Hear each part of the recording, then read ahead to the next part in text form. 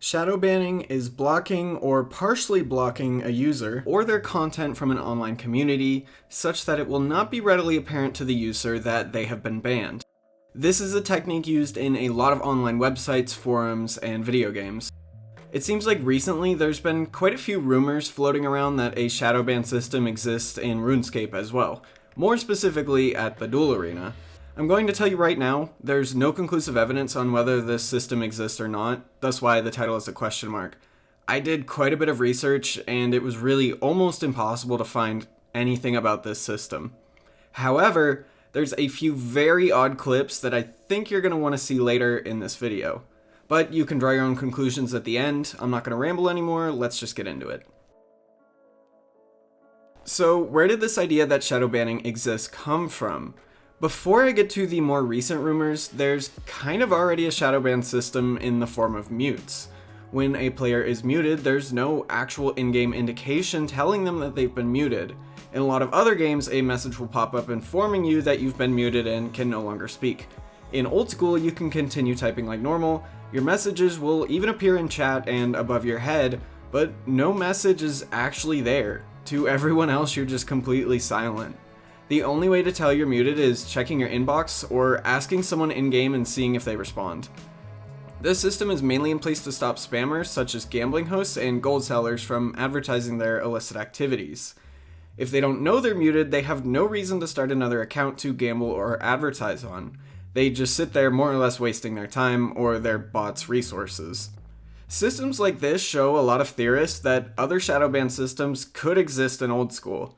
The biggest theory right now is one exists in the Duel Arena.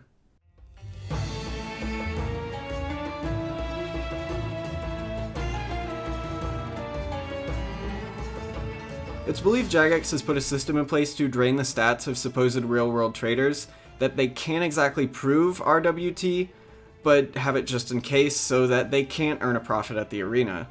This idea isn't something a random lunatic came up with either. As many of you who follow the game's development closely know, Mod Matt K left Jagex about 6 months ago. Matt was one of the first members of the old school RuneScape team and had seen literally everything the game went through as it evolved and changed.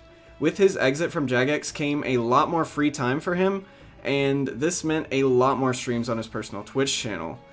Without filters in place like on the old school Q&A, it became pretty easy to get direct access to more or less one of the most knowledgeable people about old school and Jagex's inner workings, despite his struggles with Jad. Oh.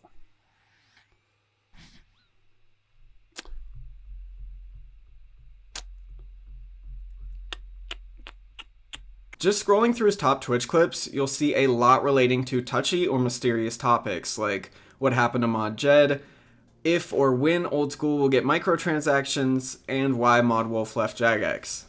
Why do you think Wolf left Jagex? Because I have employed him as my gimp. I have him in his rubber outfit next to me to keep my drink on so I don't have to worry about getting a table. Among these clips, there's two that struck my interest, and are nearly identical despite being made 3 months apart from completely different live streams. Tell us about the rumour about staking accounts getting shadow banned. So that came from, we had a discussion years ago with Reach, talk about how we could combat people cheating. And one of the ways we thought we could do it is we could just make it so that some people would lose more than they'd win. And we had this idea that what we could do is we could put a variable on the account which would allow them to lose more than they won, so they could never actually win at it. No, it never went into game. We didn't do it, but it did cross our minds that this is something that we could do.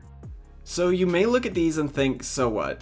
It's just Matt saying they thought of implementing this system. Let me play the second half of these clips. In fact, it was Dan who came up with that idea. So we can't, yeah. Who knows? He may have snuck it on people. I don't know. No, it never went into game, as far as we know. But then Reach didn't always tell everybody what he was doing. So something might have happened. Now that to me is crazy. That 3 months apart, more or less the same exact clip exists, and both times Matt says Mod Reach could have snuck it into the code without telling anyone. and infers that it's possible that if he did, no one would even find out about it. There's a good chance he's joking around, but I just find it odd that he made the same joke twice, 3 months apart. So this is some pretty weird evidence, if you can call it that. But before I accidentally start a fear-mongering train about how Jagex is destroying everyone's RNG, let's do some math. Let's say you are a max main fighting another max main. In theory, your odds should be 50-50. In this example, we're not going to account for PID or changing attack styles. So, in theory, you have a 50% chance of winning the stake. Let's say you're having a rough day and you lose 5 stakes in a row. The chances of this happening is 1 in 32.